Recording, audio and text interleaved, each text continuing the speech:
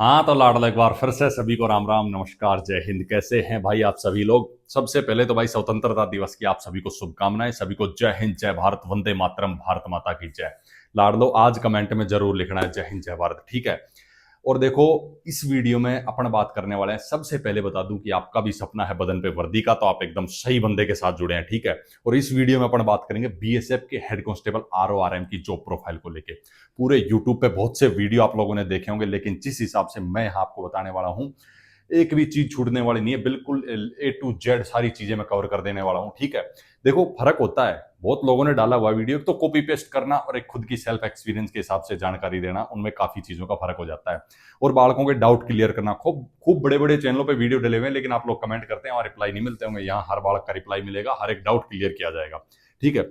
शुरुआत कर लेते हैं आरओआरएम की जॉब प्रोफाइल को लेके। फॉर्म भरना स्टार्ट नहीं हुआ उससे पहले बालकों कमेंट आने लगे थे, सर इसकी जॉब प्रोफाइल के बारे में एक वीडियो जो है हमें लाके दीजिए, जिससे हमारे जो डाउट है वो सभी क्लियर हो जाए।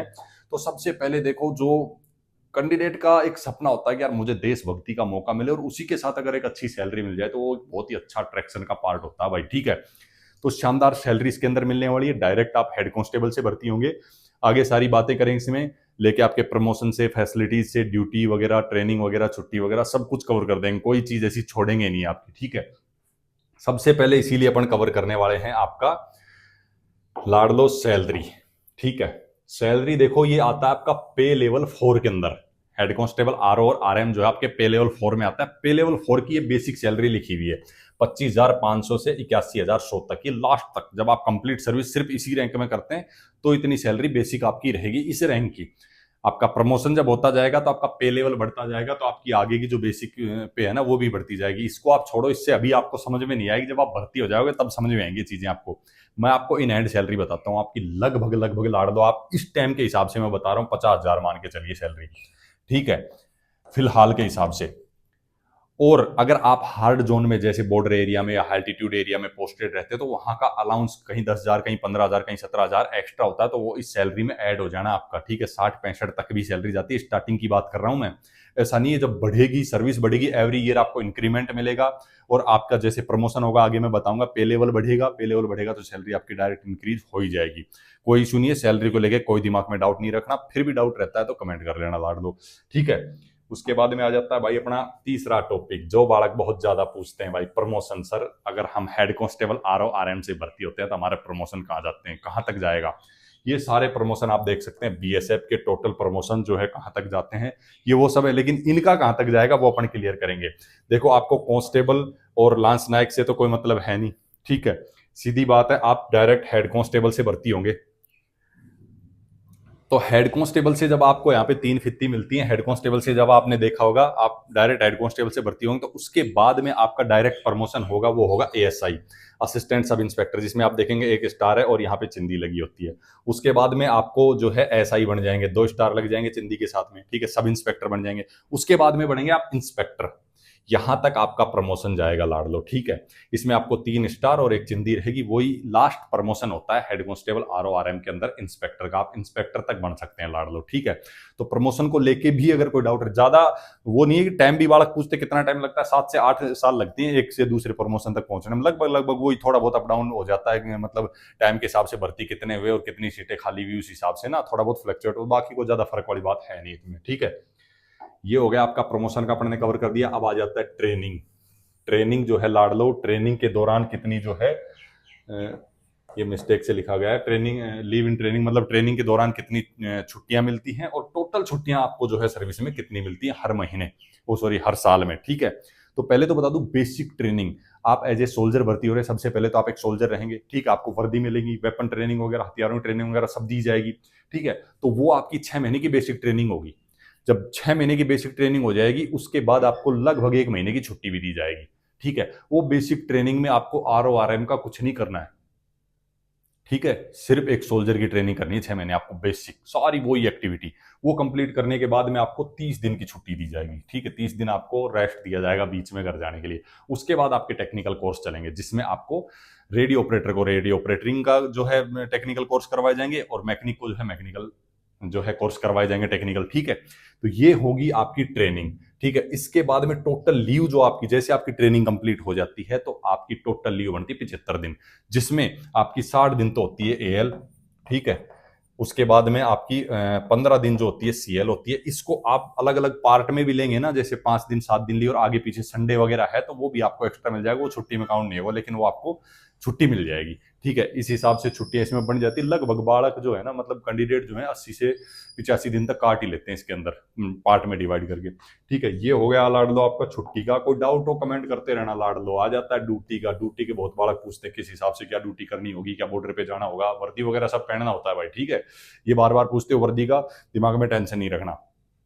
ड्यूटी दोनों की है सिमिलर, थोड़ी सी अलग है, ठीक है। बॉर्डर पे भी ड्यूटीज होगी, नॉर्मल एरिया में भी होगी, हर जगह ड्यूटी आपको टर्न वाइज मिलेगी, पोस्टिंग मिलेगी 3-3 4-4 साल की, ठीक है। उस हिसाब से तो मैं आपको बता दूं, ड्यूटी जो है आपकी आरओ जो रेडियो ऑपरेटर है उसकी बता देते हैं पहले क्या ड्यूटी होती है। जब आपका ज्यादा स्टाफ रहता है तो आपको 7 से 8 घंटे रखा जाता है। कहीं कहीं आप अकेले या 2 बंदे पोस्टेड रहेंगे तो वहां पे आपको पूरे, मतलब आपको अलग से, ये डेस्क जॉब है, ठीक है। आपको अलग से एक ऑफिस मिलेगा, उसी में आपका पूरा रेडियो सेट वगैरह सब कुछ रखा रहेगा। मेन काम यही है कि वहां पे फोन से आप ऑफिशियल यूज नहीं कर सकते, ऑफिशियल काम में कोई मैसेज वगैरह के लिए सिर्फ कोडिंग में चलता है, वो आपको ट्रेनिंग दी जाती है। इससे ज्यादा बताने की जरूरत है नहीं, आप आगे सीख जाओगे सब कुछ, ठीक है। बहुत ज्यादा भी कुछ चीजें ऐसी होती है जो नहीं बतानी चाहिए, तो वो मैं आपको नहीं बताने वाला हूँ। बाकी ये मान लो कि एक डेस्क जॉब है और आपको जो है जो सेट होता है, रेडियो सेट होता है, उसी से मैसेज लेना देना सब कोडिंग वगैरह में चलता है, वही सब आपका काम होता है, ठीक है। इसके अंदर आरओ वालों का अब अलग अलग हो जाता है, आपको अलग से रूम मिलेगा। पूरे दिन तो आपको काम करना नहीं है, थोड़ी सी इजी जॉब है, ठीक, उतनी हार्ड जॉब नहीं है। बाकी आपको ट्रेनिंग वगैरह सारी दी जाती है, लेकिन जब आप ट्रेड वर्क करते हैं तो ट्रेड में आपका जो खुद का काम है वो इजी है, ठीक है। इसलिए सबसे मैं बोलता हूँ, सबसे अगर आपको जो बालक एक हार्ड वर्क करते हैं, हार्ड जॉब चाहिए इनको, वो अलग है। ये अगर थोड़ा सा सॉफ्ट तरीके से आपको चाहिए तो वो उन बालकों के लिए एकदम फिट है, कोई दिक्कत वाली बात है नहीं, ठीक है।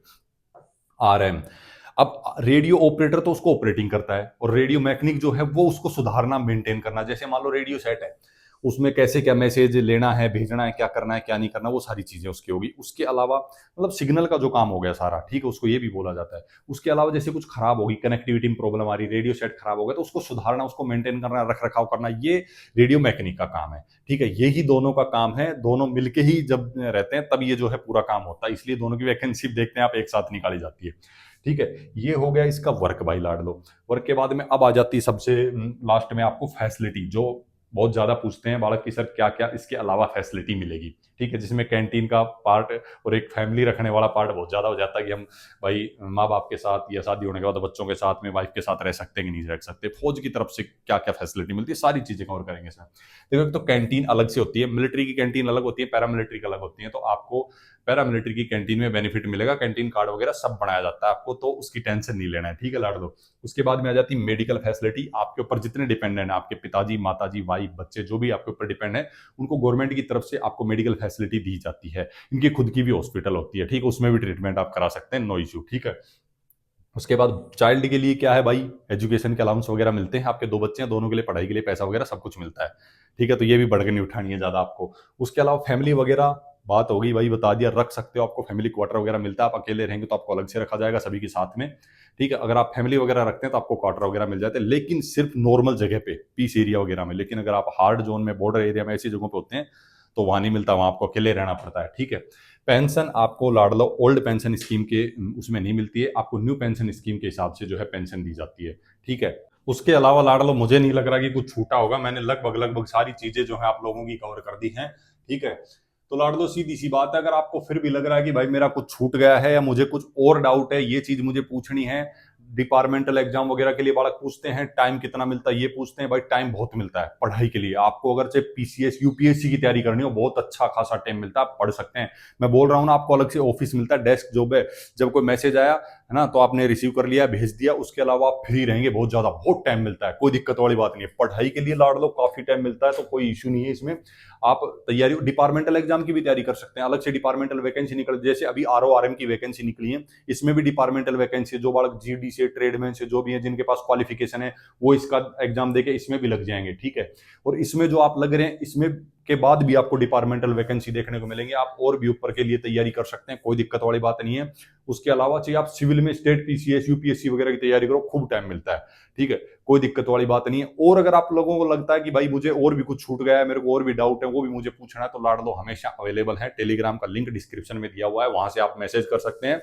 अगर कुछ भी पूछना हो तो मेडिकल को लेकर जल्दी ही सेपरेट वीडियो आने वाला है, बीएसएफ का मेडिकल किस हिसाब से होता है वो आप देख लेना, उसमें भी डाउट आपके दूर हो जाएंगे। बाकी इस वीडियो को रोकते हैं यहीं पे, फिर से मिलेंगे जबरदस्त वीडियो में जबरदस्त जानकारी साथ। तब तक के लिए सभी को जय हिंद, राम राम, नमस्कार।